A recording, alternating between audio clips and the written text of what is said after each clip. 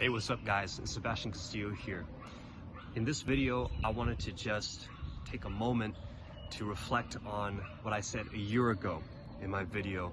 If you haven't seen it, it's called Why I Left Canada Permanently, right? I linked it in the description below.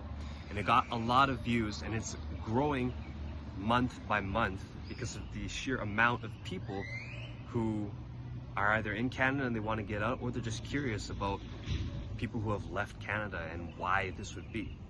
And it's understandable, right?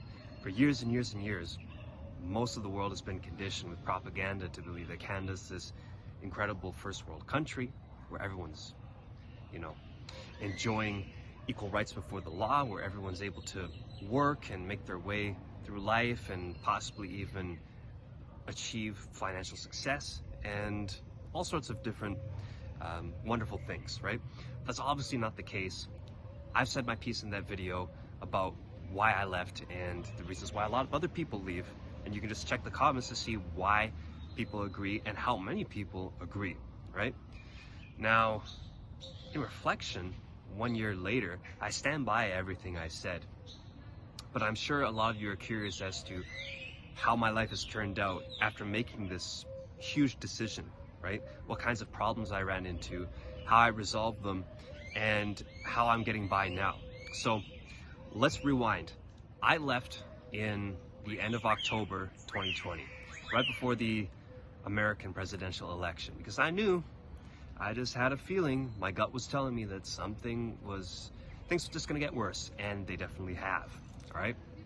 So I moved to Mexico, and it's funny, I remember going through the pre-clearance in Vancouver International Airport, because over there they have pre-clearance for the United States. Rather than having to go through customs once you get to the States, if you have a transfer, you can just talk to a customs agent and present your passport there and then go straight on, because I transferred in Seattle, right? I remember the guy was checking, he was saying, okay, your final destination is Cancun. What are you going there for? And you're going on vacation. And then I said, no. He looked up, right? He was confused. You're not going on vacation, what are you going for, right? I said, I'm going there to live. And then he kind of raised his eyebrows like, okay, whatever. Stamped my passport, handed it back to me, and I continued on. Flew to Seattle and flew over here to Cancun. And I have been in Cancun for the better part of a year now. Right? I took a couple of short trips to Mexico City. I took one trip to the US, which was a lot of fun. At least I took the trip before this new policy was introduced in November, which I'm sure you know what I'm referring to. But yeah, for the most part, I've been over here, and some of my top struggles have been making friends. Let's just start with that. So first and foremost, making friends has actually been kind of a challenge for me, but in a way it's totally understandable, because I spend most of my time at home. I spend most of my time in my neighborhood here, right? If I were to be going out a lot more often and I was getting involved more with the local community or with other tourists and expats, then I definitely have a lot more friends. But making friends has been a little tough. It's also been tough because I have high standards for the people I allow into my life, and it doesn't take a genius to recognize that here in Mexico, most people, they don't make a lot of money. If you earn more than 5,000 US dollars a month, you're considered upper middle class here in Mexico, right? To be considered just around middle class, you'd have to earn something like $1,000 a month consistently, right? That is middle class. They're like kind of lower middle class. The bar is not high. And so I'm not saying that you can 100% judge a person by their income or how much money they make, but it certainly says a lot about them if they stay in a certain position for a long time, right? So when I first got here, I did make friends with some locals, and it was fun at first, right? We drank beers, we chit-chatted, we talked, we shot the shit, right? But with time, I realized that I really couldn't continue spending time with these kinds of people, because they're, I'm turning 27 this year. most of these guys were in their 30s and their 40s, right? And they're still just doing the same thing, right? They barely make any money. You know, their personal lives are kind of a mess, but they're not bad people. The problem was that they weren't progressing. They weren't talking about how to get ahead. They were just shooting the shit. And again, that's fine, but it's not for me. And it's probably not for you if you're watching this channel, if you're watching me. Right? So that was one of my biggest struggles. And then the second biggest struggle has been money. Now, this is kind of obvious, right? If you're moving to a different country, even though I'm a Mexican national and I can legally work here and all of that, it's not very enticing, right? Especially based on the figures that I gave you, right? Taking those into account, you can imagine that jobs over here, they really don't pay that much, especially in comparison to what you're probably used to if you're from a developed country, right? If you're from the States, if you're from Canada, making $2,000 a month in most places isn't gonna cut it, right? But that's more or less what you get with minimum wage. Maybe it's something between $1,500 to $2,000, maybe a little over $2,000 a month. Over here, if you make $2 grand a month, you're doing pretty well. Of course, that's within reason, right? That doesn't include, you know, driving a nice car or anything like that. But generally, you can live pretty damn well on $2,000 a month over here. Even $1,000 a month if you're single and you don't splurge too much, you can live pretty well on that. Am I suggesting it? No. You should always want to make more. You should always want to do more. But just so you guys know, again, the bar is not that high here. So you're probably wondering, okay, what was your plan then? How did you plan on surviving when you got here? The truth is, I wanted to do online freelancing, right? I had saved a bunch of money up from my pressure washing business and I had a credit card. So I came here and I splurged quite a bit when I first got here because I was happy. You know, I'd escaped Canada. It was warm and sunny. I was going to the beach. I was going out to Tulum and Playa del Carmen and partying and having fun, right? But reality started to set in after a couple of months and I realized, okay, yeah, I need to stop living off savings and I need to start generating some kind of income, right? So this video isn't going to be exclusively about that. If you want to learn more about it, I've linked a blog article that I wrote that's very, very in-depth in this video, right? How pretty much anyone can start earning an income online if you speak English and you have an internet connection. You can do it. It's not rocket science, but it's probably not going to happen as fast as you think it is. That's the number one thing I'll say. Online marketers it is in their best interest to convince people like you that it is easy to start making money on the internet and easy to start freelancing, easy to start selling products, easy to start an e-commerce store or something like that. It is simple, but it's not that easy. And in a lot of cases, the stories and the case studies that they're presenting to you are not the most common scenarios. It's not very common for people to start earning $1,000 a month after just 1 month of freelancing or something like that, okay? But if you guys do want to get started with that, check out the article I linked below and get on Upwork and get on Fiverr, okay? These are two sites where, again, if you speak English and you can write, if you have an internet connection, you can start earning money just by writing articles, you can write emails, you can do a lot of things, and you could probably make at least a couple $100s within your first few weeks if you don't give up. That's the number one thing in any endeavor in life. You just don't give up. Okay? But anyways, getting back to how life was for me. Okay? So I got on Upwork, I started making a little bit of money there, and again, I'm super transparent on this channel, guys. I want to be totally honest with you about things that have happened with me. I'm not going to reveal everything, but I did get some help from friends and family to keep me afloat because there were some times when things were really, really tough and I questioned everything.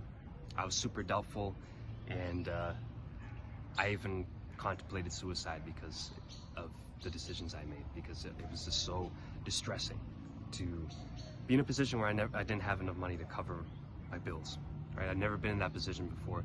I've always worked, I've always had some kind of income, either from a job or from freelancing in some other form, right? But again, this video isn't about that. It's just me sharing struggles, sharing what life has been like. Okay. Now, what else has come up in the past year? Well, in terms of avoiding the new rules and stuff like that, it's been pretty good, man. Out here where I live, no one really enforces any of that stuff, and in fact, it's dying down by the week, right? Yeah, you still see people wearing masks here and there, but no one has said anything to me. That is, unless if you come now, right? If you were to come now to Mexico and to Cancun in particular, the only times when you're gonna be pestered and asked to wear a mask is if you're entering a mall, if you're entering some restaurants, and of course in the airport, right? And sometimes in public transportation they'll give you a hard time, but to be honest, I take the bus sometimes. Not once have I worn a mask and they never give me crap about it at all. So do with that what you will. And then on top of that, they're not asking for a pass for anything here, right?